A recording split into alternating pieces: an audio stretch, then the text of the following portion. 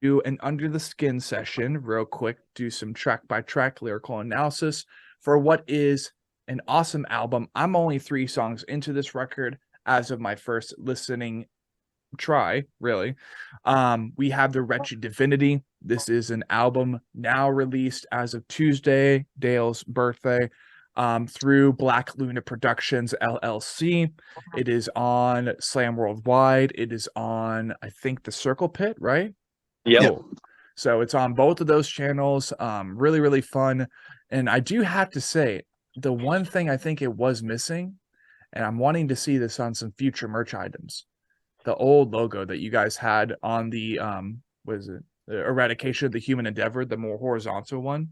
I think if you guys like gave that the same spice that you did with the newer logo and like had that on the bottom of the back of the hoodie, I think that'd be super killer. Other than that, new logo is really nice. It stands out. It stands out amongst any other band logo in that subgenre, which it's funny because like melodic symphonic death metal, but immediately I'm like, this is like borderline tech death for me. Like it's weird. I don't know how I'm getting tech death from Mortem Obscuram, but you know, it's in there. It's in there a little bit for sure. It's complicated, it's intelligent, and it has someone intelligent behind the music as well. So I think that's why Tech-Death is standing out to me so well. But yet again, I've only heard 3 songs. So thank you. Of course. I'm excited to hear what you think of the others, man. I am too, bro. Like Eon's away, bro. Me. Eon's away. Eon's away. Once you start to hit like 4, 5, 6, and 7 is where it's at. Okay. So you kind of stopped right before you got there. Right. And I mean, shit, like because I listen to an album or EP every morning, or I listen to the singles for the 1-part reactions on my channel, like half of it kind of just floats away. You can imagine just like listening to so much music and trying to digest it, and then, you know, trying to immediately attack a podcast session.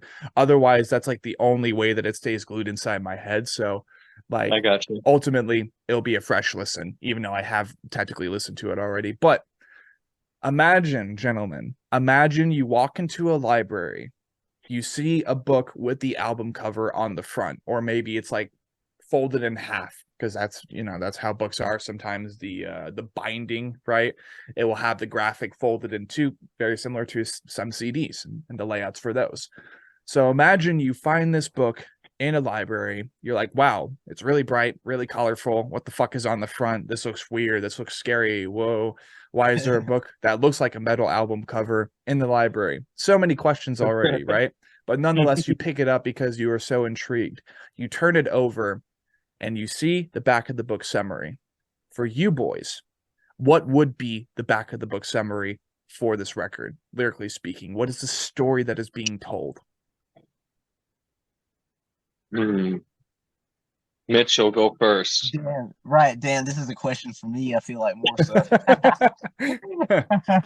Damn it. That's a really good question, man. So fuck, if I were to just summarize it right here, right now, it's the story of the obscure that so it's just like when we die, you know, people that hold on to, like, you know, their blind faith and stuff like that, and there's nothing wrong with that, you know. There's nothing wrong with that, you know, if that's just how you want to, you know, feel, believe, whatever.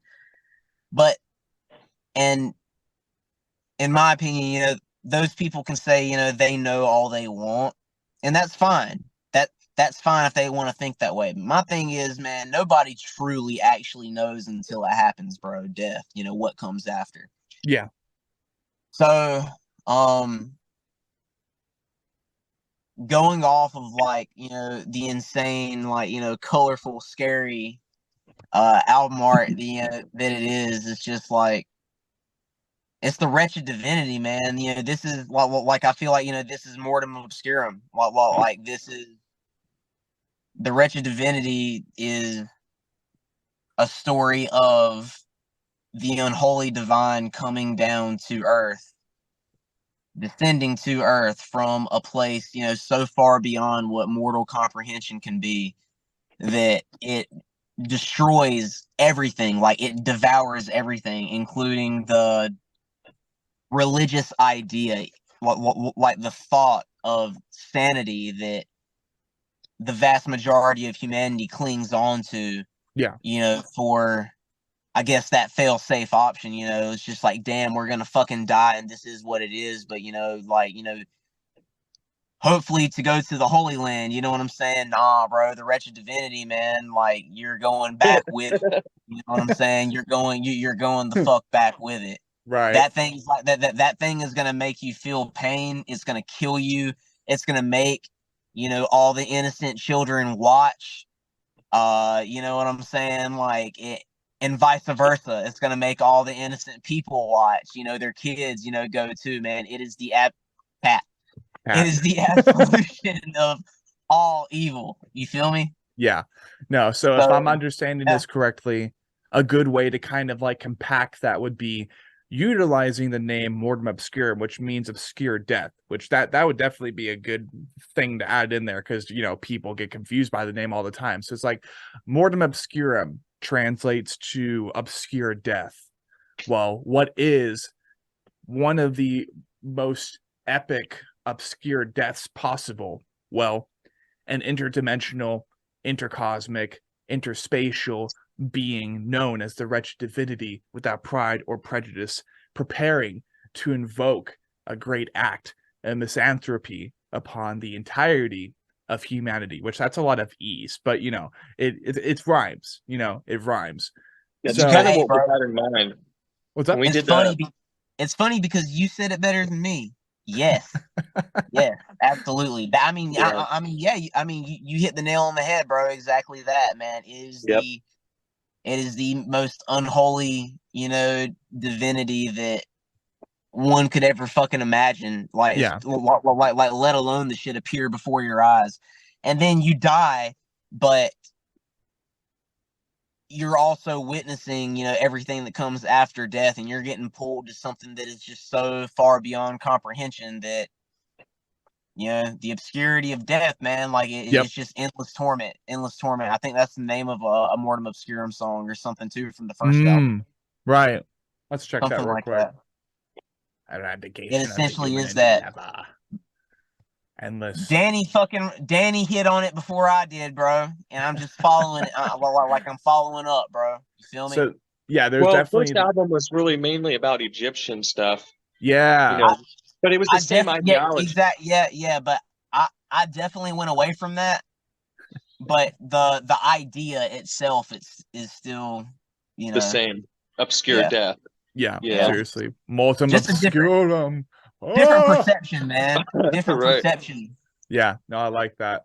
So now that we have what is that back of the book summary ready to go for the Wretched Divinity, just beyond comprehension, a being unparalleled, intercosmic, interdimensional, interspatial, preparing to wreak a great act of misanthropy upon the remnants of humanity, we dive into the first track, which is A Starless Crusade.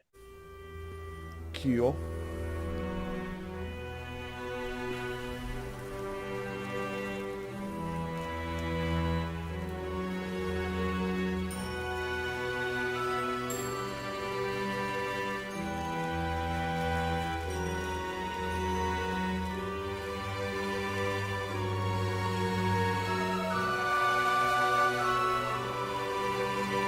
Kind of wish I had my Infinite Annihilator jumpsuit by now. That would have matched really well with the purple of this album. But I guess not.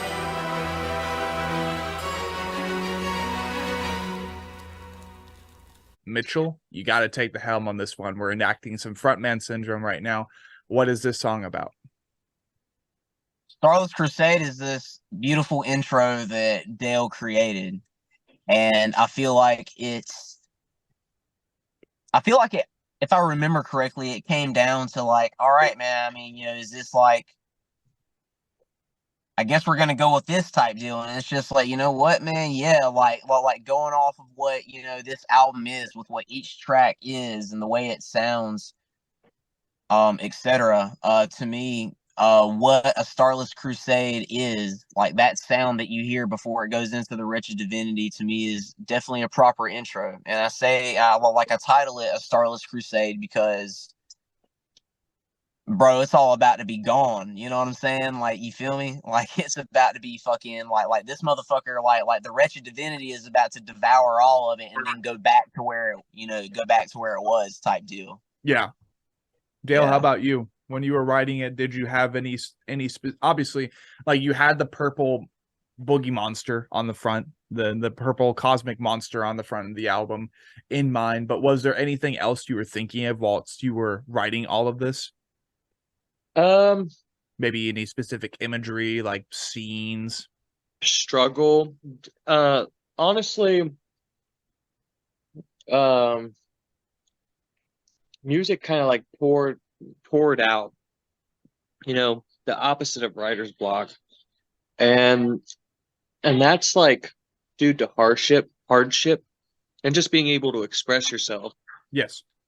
And so like struggle and torment, stress, Yeah. Just all the hard emotions, basically, or what is in the music without the words. It is a story. It's a story of emotion. It's a story of the last moments of the living. In a sense, it's a story. It's a sad story. It's an angry story, but it sounds beautiful. I tried to add that twist to it, Yeah, that's the duality. That's the balance. It's Yeah. a beautiful depiction of tragedy. Yeah, it's I like, agree. have you ever seen like a horror movie or like a thriller, or really, I guess, any kind of movie that would depict, so it's like the scene, it's like they mute everything that's happening in the scene and they only play that dramatic, just like holy shit type music playing. Yeah. That's like, but it's very elegant, but it's just like pain could come with it. And then it's just like everything that you're seeing on the screen is like a slightly slow motion version of what's going on, but it's people in absolute and just fucking panic. Yeah. Like death is about to happen. They're in absolute distress, and all you see is their like just raw fear in their face. But it's moving kind of slow, and the only thing that you can hear playing is this elegant sound of this Mortem Obscuram. Exactly. Yeah. It's like you're fucked, man. You're fucked. It's the sound. It's the sound of pure chaos in the last moments. It's the sound of the screams of everyone combined. Yeah. It's and how deafening it is. So therefore there's silence and there's beautiful music to drown out the chaos instead. Exactly. I like it. Well, track 2, we have the title track.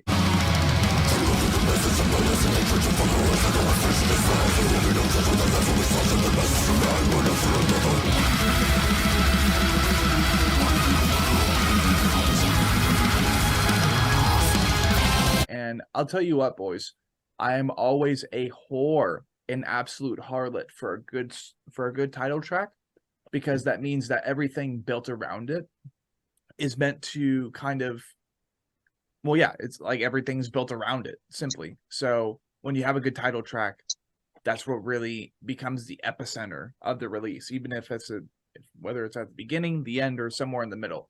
So what was the reasoning behind the placement of it being track 2?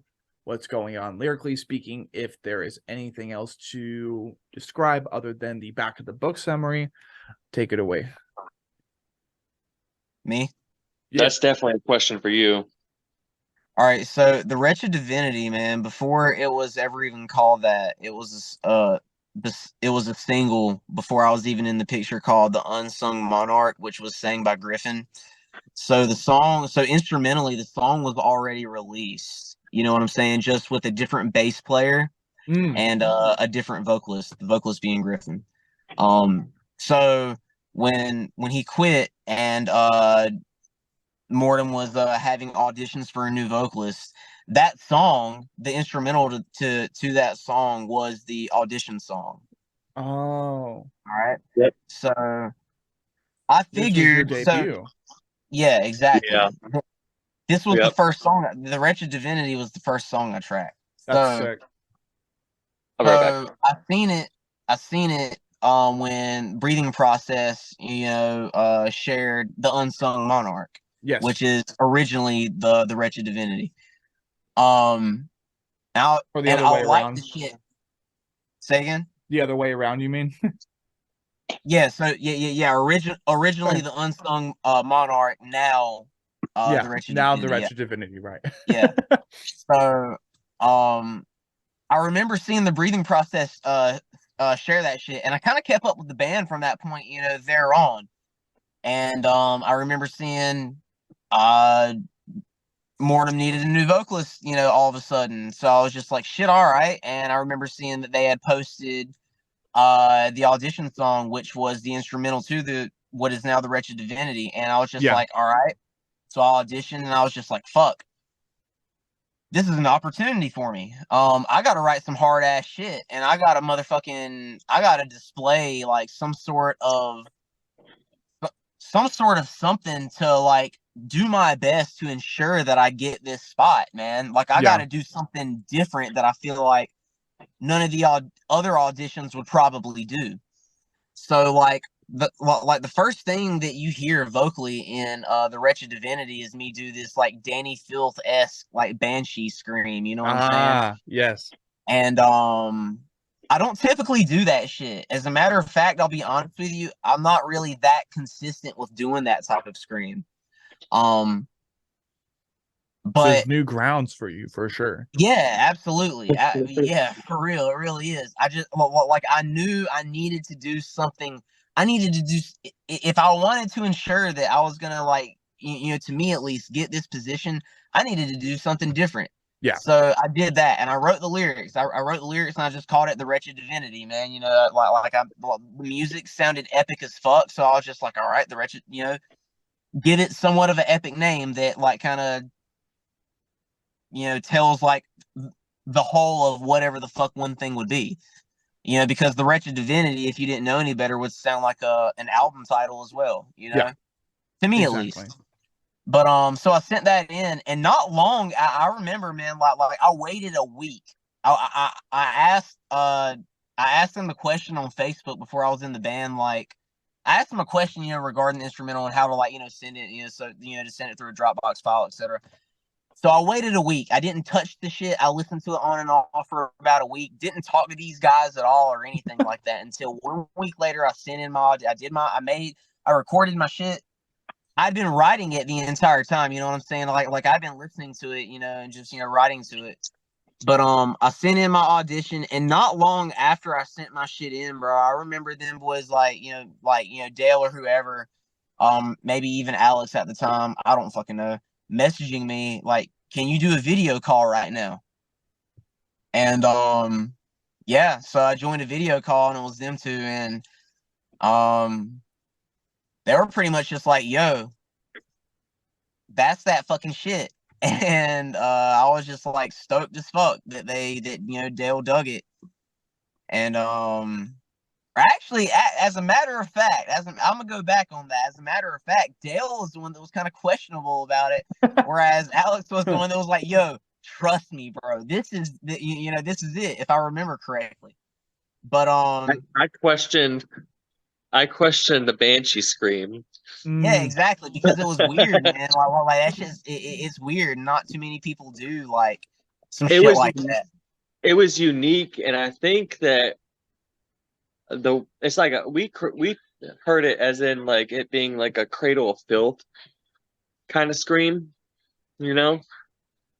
So in my eyes, I'm surprised you didn't say Cradle of Filth. I'm just kidding. I know Cradle of Filth ain't the shit. Yeah, but I went with that because I knew it was something different, and I was just like, bro, this has got to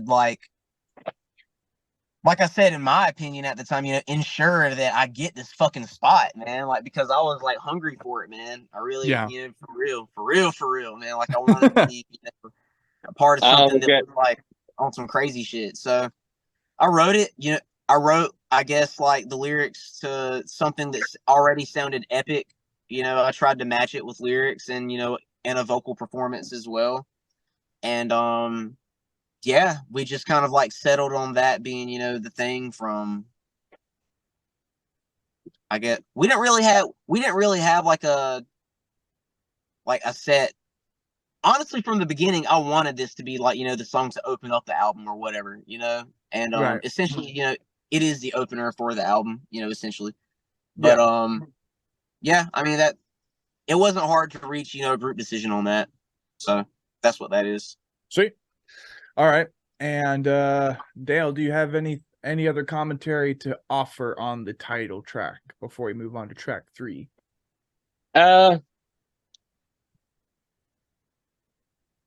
It was fun. Hey, that's important. That's important. If you're just pissed off at the song, like by the time you release it, despite all the commentary, the positive commentary you've provided at this time, it's like, if it goes 180, you're like, yeah, this song was cool at the time. It's time to move on. It's like, oh, okay. No, I mean like it was fun to write, I think, compared to the others. Right. Being like driven, like not fun, but just like I don't know. It's always fun. Just sometimes when music pours out of you, you're just like strong with emotion and shit, and like yeah, I don't know. No, sometimes it's not fun to like write for 12 hours straight. Seriously, I'm with you on that. Well, we got track 3, In the Absence of Light. What's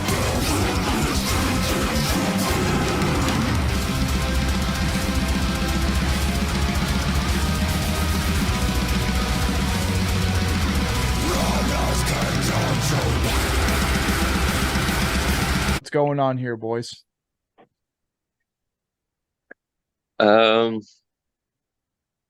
What's going on there, Mitchell? Mr. Mitchell. In the Absence of Light. So that was the song that I guess.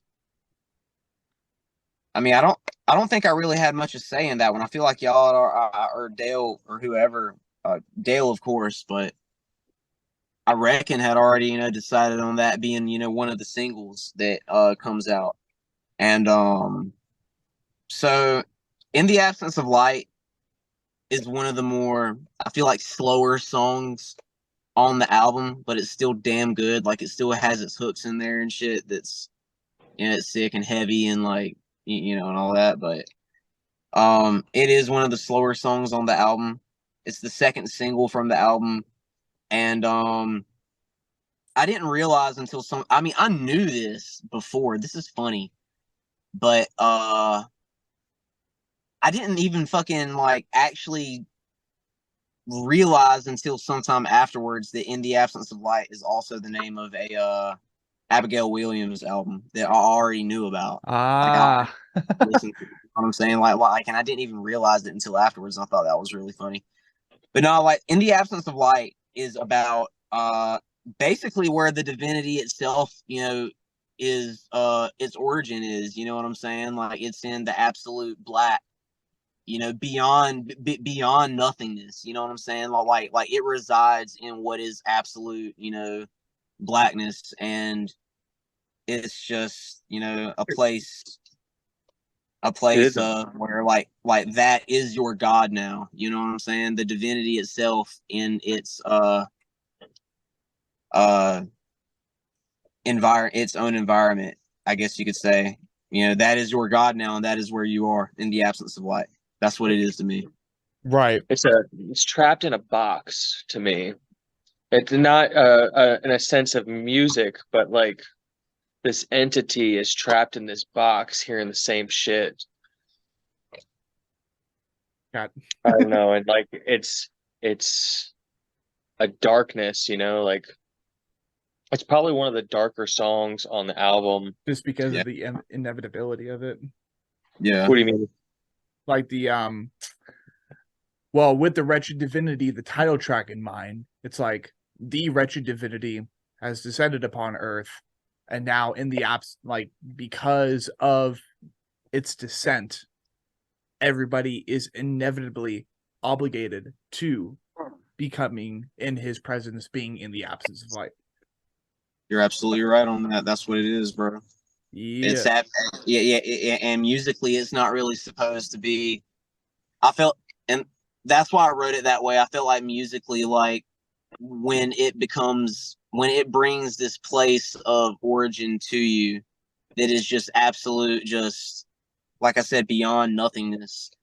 It's not going to be like a fast-paced song. It's going to be one of the more darker, gloomier, I guess essentially slower going song, easier going songs, but still just dark as fuck.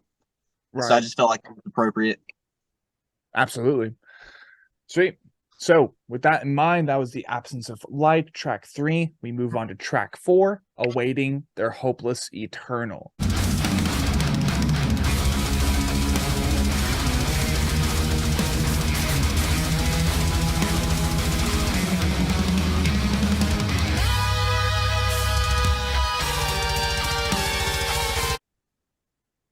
What is going on here, Mitchell? So Waiting Their Hopeless Eternal.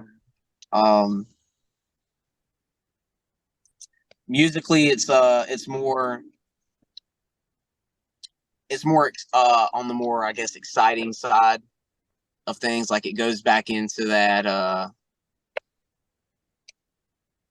it drives forward, you know what I'm saying? Like it's that drive back forward, going into the shit and Awaiting Their Hopeless Eternal.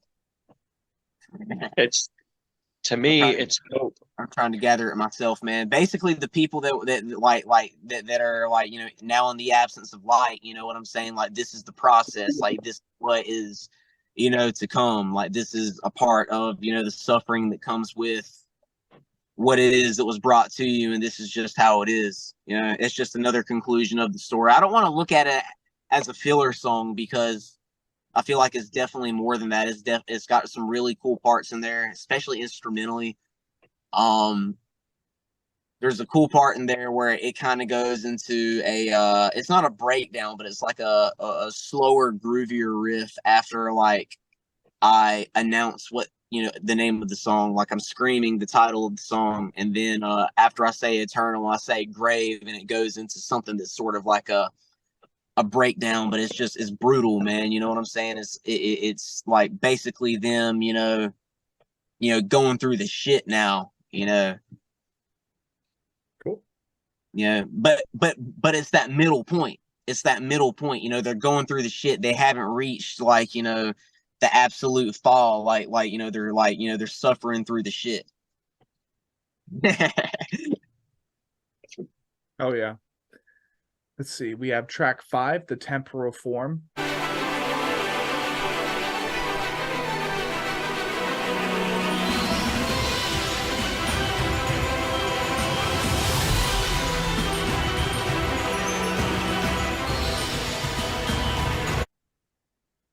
What's going on here? Oh man, that's the instrumental interlude. Yeah. That's so this would definitely be another one for Dale. It's a mess. It's like I don't even know if I can put this into words. It's piece it together slowly. It's okay. I don't know. Like I think I can better answer it, bro. Like right, I feel like do it. I feel like I know what it is that you're trying to say. I feel like I can actually word it. So now that we're like, it's like basically like at the midpoint of the album. originally what this album was supposed to be like a 6-track EP. Huh. Okay. You know, so like there was 6. Like how Dale like stated earlier that like everything kind of revolved around like writing around the drums that Bryce Butler did. There was 6 tracks originally. You know, before I was ever even in the picture. So the Wretched Divinity was originally supposed to be a 6-track EP, and when the Wretched Divinity was already a song that was finalized, because that was like once I joined the band, that was like one of the first finalized songs. And just going off of that, I knew from the get-go that I wanted this to be the title of the shit. And with a name like the Wretched Divinity, I was just like, nah, bro, this can't be a fucking EP. This has got to be like, a full-length experience. You know what I'm saying? It's got to be, like, that's just how I felt about it. And to me, a full length is at least 30 minutes. And the Wretched Divinity is 30 minutes. So basically what we did, we had to write, or Dale did, I mean, all of us did, but, instrumentally, like an organic song had to happen off from what the 6 drum tracks already were. A 7th one was written. And then 2 atmospheric instrumentals to be added as more minutes worth to be added to the album to make it be considered a full-length album. So right. The temporal form is a interlude track that is in the middle of the album, and it is named the temporal form because it is yet again another elegant piece, and it's basically, since awaiting their hopeless eternal, is them going through, the suffering and shit, like this is them, awaiting, the eternal grave. You know what I'm saying? I decided to bounce back to, the temporal form of what they once were, which is, what we are. You know what I'm saying? We are temporary. If something like that were to come down from the sky and annihilate us, that just goes to show that what we know of what we are is, the temporal, form. You know what I'm saying? Flesh. So I just decided to name the elegant piece that, and the explanation further goes into what, the next song is. Yeah. Sweet. Dale, did you have any commentary on what is track 5? Well, I was gonna say, like, 4 is kind of like the moment that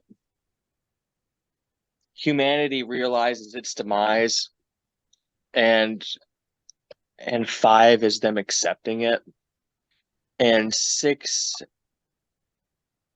and 7 and 8 and 9 are just pure chaos. Okay. So, instrumentally speaking, they're chaos? Yeah. Cool. In that case, we have track 6, Manifesting Impurity.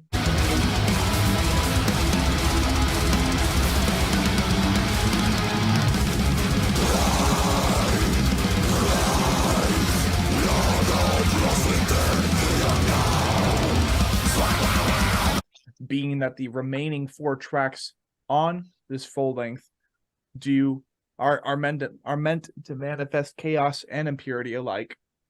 Lyrically speaking, what came to mind with Manifesting Impurity, Mr. Mitchell Martin? So Manifesting Impurity was the second song I laid vocals down to. Like, Manifesting Impurity was the song, like the next instrumental that they sent me that was the absolution to them to be like, all right, if you go hard on this one, then yeah, you definitely, got the spot. So yep. I put, vocals down on that one, and I decided to make that one about how it's basically about, the fallacy of, religion. You know what I'm saying? Mm. Yeah, manifesting impurity, like, the thought of it, and the idea of what religion is, and how, in origin that is simply what it is. It was just, it's a man-made thought. This is all coming from me, of course. You know what I'm saying? Not to, knock anybody else. It is what it is, but, just coming from me. and how all of it, no matter what, it perpetuates just shit, in my opinion, man. Like, impurity, like the contradiction of it all. I'm trying to remember the fucking line that I sing, man. Hold on. That correlates with it. It's when I let out that fucking high note, like that banshee high, like somewhere almost before the middle of the song. The voices of their elders screaming, they were wrong, or I say something like that. I feel stupid for not being able to even recall my own shit that I wrote right now. Damn. No, But it's okay. I have the lyrics pulled up. Let's see. I mean, most of this, yeah, definitely. I'm seeing where the anti-religious, well, not even anti-religious, just like trying to stray from that path of always clinging to what could be the wretched divinity in the end. See, beckoned by the darkness as the shadows suffocate the soul. Swallowed by the mouth of the divine, a life of hope and control for every lost within the unknown, visions of perfection manifesting false eternity. Yeah, man. See shit like that. Like that's what I'm saying. The how the devout are so convinced by man-made thought that it just perpetuated they lose themselves. Yeah, it perpetuated the opposite of what it was that they thought that they were going to get. You know what I'm saying? That's what that's essentially what manifesting impurity is about. Yeah. Sweet. For me. Badass. Track 7, we have Eons Away.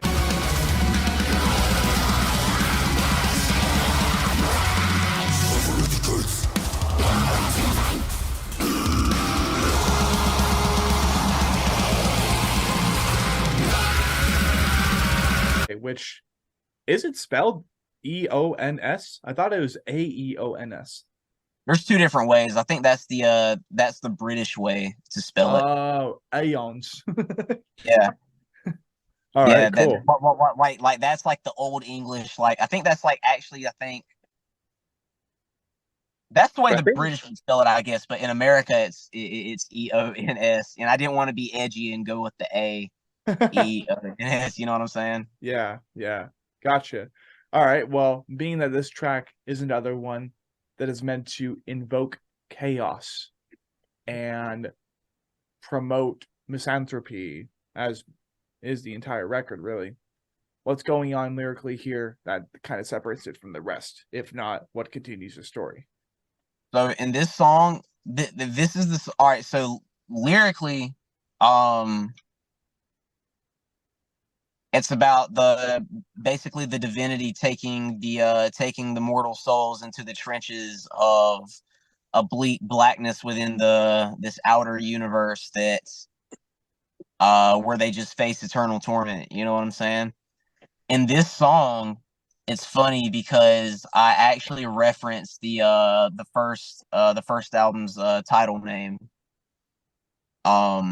Not like word for word back to back, but like within like running through the shit, you know what I'm saying? Like I've got each word from the title of the first album in the lyrics of this song. Sick. And also, like, this song is like really fast. Like, if we were to ever, I'm not even gonna lie to you, bro. I'm gonna be straight up with you. Like, if we were to ever become like a live band, if we were to ever play this song, this would be the song that would give me the most problems, and it would be the song that I would honestly just have to practice the most because you haven't heard it yet, you know, because you haven't heard the whole album. But right, I'm spitting hard on this song for myself at least. Like, it's the closest thing to what it's nowhere near like Archspire level or anything like that, but I'm spitting hard on this damn song, bro. And in a live setting, I feel like if we were to play any of the songs off this album live, this wouldn't be a song that would make the live set, unfortunately, because I love the song. The song's fucking badass. It's just I don't know if I would be able to fucking, you know, like belt that shit out like that, you know, within a set list on a night-to-night basis, man, because that shit's it's got tough. that Hunt the Dinosaur energy to it. It's not even it doesn't even go that hard, bro. Like Hunter, he goes hard as shit, bro, but it doesn't go that hard, but it goes fast enough, bro. Mhm. But it's a badass song. It's one of the songs where there's like um a break happens. A break happens in the song that could actually lead to something like a deathcore breakdown, but it doesn't happen. Instead, it just like kind of like goes back in. And That's yeah, great. so it's pretty fucking sick. But It's like a fake out breakdown or some shit. yeah, I mean, yeah, there's definitely Yeah. room for it. There's most certainly room for it, but going off of what the drum tracks already were, it just it was impossible. It just couldn't happen at all. So it became what it became, and I love it either way because it's fucking sick. Like it's really fucking sick. It's one of my favorites. But yeah, that's what Eons Away is, man. More suffering. More It's suffering, yeah, eons away, time and it's space. it's the mortals getting taken like even further away from what it was that they were already at, and just going deeper into the shit, man. Cool. Yeah.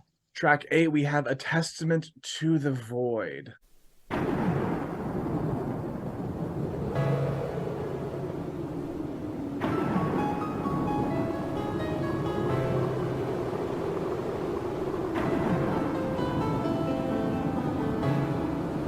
What is going on here? Lyrically, Yeah.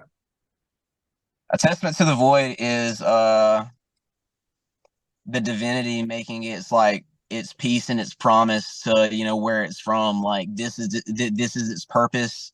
This is what it's came to do once again, as it has before and as it will again after this cycle.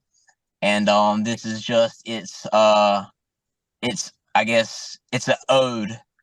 You know what I'm saying, to the void. It's the divinity's oath. It's the divinity's oath to what is considered a realm of something that the mortal mind can't even comprehend.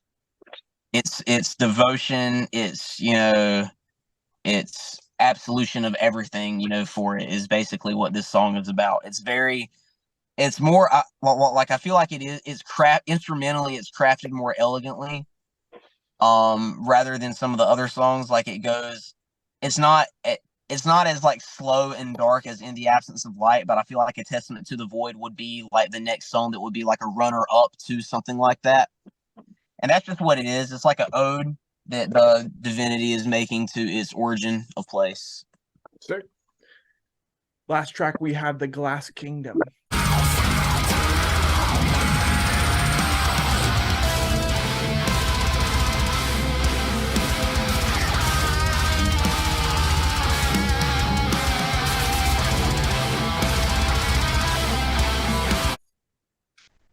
Lyrically speaking, what's going on here? The Glass Kingdom is the people. The Glass Kingdom is its world. The Glass Kingdom is the fragile state of being that these people, that the mortals, are, origin of, and the divinity, the wretched divinity, which is referenced in the Glass Kingdom. You are its, fucking, you are under its whim now, bro. Like you are a part of it. You are one with it. This is your god now. The Glass Kingdom falls. Humanity has like perished, and you are a part of the hive that your new god has created for you. Is what the Glass Kingdom is. And with that song being like, that is the most organic song on the album, meaning the drum tracks were completely organic, and everything else was too. Like it was, just done differently from the rest of the album. And it is a closer peek into what new material will sound like. However, the new material is still going to sound better than that. So that is the closing chapter to, or the closing story to what the Wretched Divinity is. And yeah, that's what it is. It's the conclusion. Hell yeah. I think we lost you, man. Oh shit. The microphone thing. Microphone. Watch them. That's How it. many times? I'm just kidding. Dale, do you have any other commentary to provide on the Glass Kingdom? No, but I was kind of gonna tell you that Manifesting is probably the most chaotic song on the album. It's basically pure panic. Right. And then like I don't know, the others I don't really have, it's just, kind of a blur from there to the end of the album. As far as the organicness Mitchell's talking about the Glass Kingdom, Yeah. that's accurate because the percussion wasn't written first. I wrote the guitars first, before the drums were even there, and then like, in the meantime, kind of wrote orchestration around the parts, and so yeah, the Glass Kingdom is definitely written differently for sure. We came out with a pretty solid product, and I hope to incorporate more of that vibe in the third album, but better. We're trying to do more breakdowns, more of a deathcore vibe, more of a decrescendo, crescendo, halftime, double time, kind of vibe.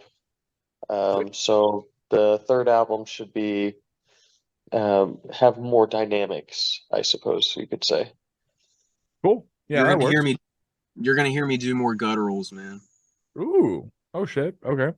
Yeah, All right. more like you're gonna hear me do more low end on album 3 as opposed to, I'm not gonna say my lack of low end on this current album, but like it was definitely predominantly high vocals, which Yeah.